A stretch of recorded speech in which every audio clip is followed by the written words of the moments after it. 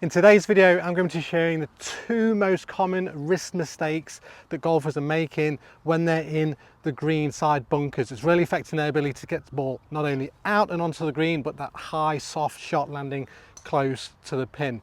So guys, when we're in the bunkers, we've got to remember that this is more of a finesse game. This is not full swing. So we require some different ideas and mechanics, particularly with the wrist, to really utilize the club correctly and get the ball out. So when we're in the bunker, with green side here, we've got quite a high lip, a very short pin, so we need a high soft landing shot, so we require loft. So I've got my 58-degree lob wedge here to get started, and what we need in the swing is more loft. So assuming a good setup, we like to see the club face a little bit open there at address, and how we use the wrist now in the backswing is super important, because a lot of players I see, the number one wrist mistake I see in the backswing is players adding too much flexion into their lead wrist. Now you can see my wrist there, setup is extended a good amount, mid-20s, 25 degrees there, and then in the backswing, most players I tend to see that struggle in bunkers tend to get too much flexion. You can see I'm now in 50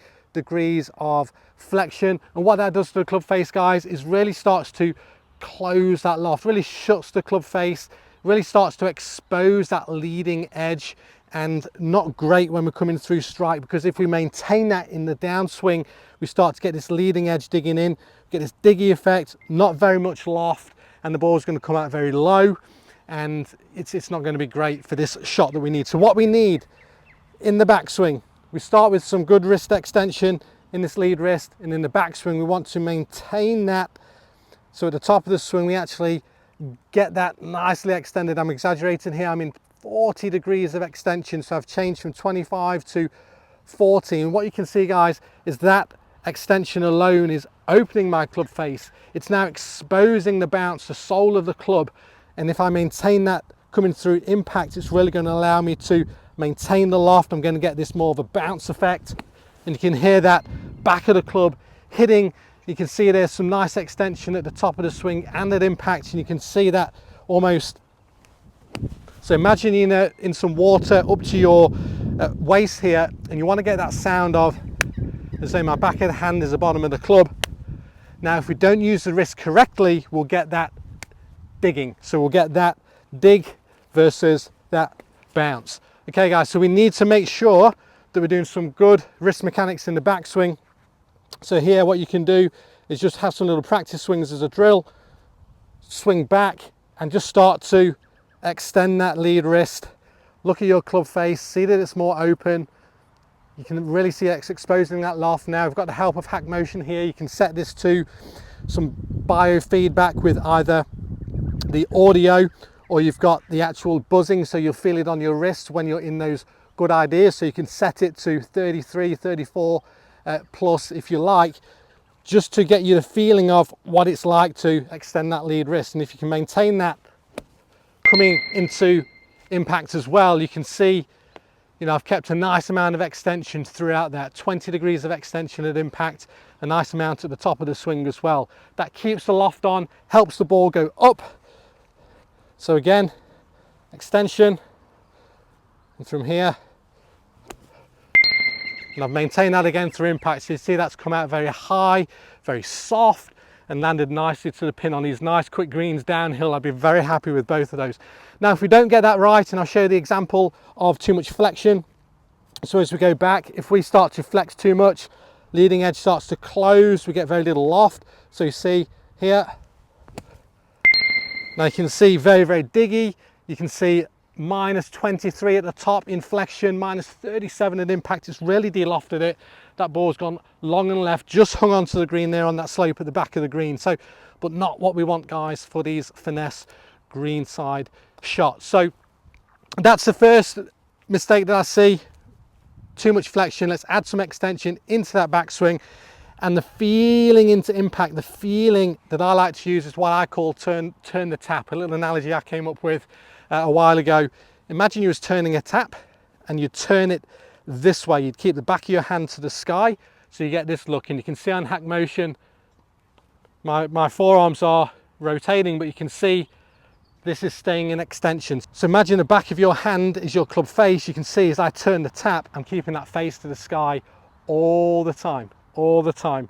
And now if I take that feeling through impact, so I've got the extension in the backswing, now I turn the tap, keep the loft on, you can see the club face is pointing to the sky, and again, that ball's just going to go up, straight up.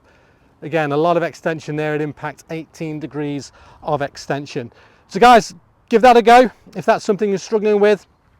And now we come on to mistake number two. Mistake number two, and that is not enough wrist hinge, therefore not enough speed. So we need speed, we need this club to be fast through the sand. We need it to be, you can hear how fast that is through the sand. Now, I'm generating a lot of that through my wrist mechanics again. So you can see from this view here, a lot of people will get too stiff this way and they get this arm and the club almost as one line. And it's very hard to generate speed and get good low point control. We start to get this kind of look to it. Can really affect your ability to get your low point. Can really affect your ability to create speed and be consistent. So guys, we need to be creating some wrist hinge and get fast through the sand. So here on the way back, you can see an analogy I like to use is almost flicking the mud. So you imagine you had some mud on the back of this golf club, and you can even use the sand just to, it's probably going to go over me a little bit, but just almost like flicking it over my head in the backswing. Now this is going to get you to get a little bit steeper on the way back. It's allow you to set those wrists, and that's going to really allow you to generate more speed with the wrist, and through impact you're going to really let this club head overtake the hands. We don't want to be this way, that's very much your full swing idea, and that's going to get you digging. Remember, bunkers, more finesse game. We've got different ideas for the bunkers. You can see that bounce working, you can see that club staying to the sky, my wrists being really sort of active through here. So here we go. So we need more wrist hinge on the way back to generate more speed. You can see that was very fast through the sand, very, very fast. And this is only a greenside short bunker shot. I'm very close to this pin. So, but you can see if I wanted to add more loft, I'd get more extension in my wrists, I'd add more speed. And you can see that was a good lie too. So your lie will dictate how open you can get your club face. But guys, see how much speed there was in that? A ton of speed with the wrists. And of course, if I was playing to a back pin, I go to the back of this green here, imagine there's a pin there, I'd still need that speed. I won't open up quite as much with the club face, but you see here, so you can see that's rolled to the back of the green. Nice high soft shot, but there's a ton of speed again, guys. So be sure to, number one, check your wrist mechanics in the backswing, not only at the top, but also through impact. That's going to expose the loft, the bounce, get that beautiful high soft landing greenside shot. And then number two, guys, allow some more wrist hinge. That flick the mud drill is a good one, just to feel that more wrist set as you keep your pressure forward, and then you can really sort of release that through the sand. So guys, I hope that helped. If you have any questions, please post them below. Let's keep this conversation going.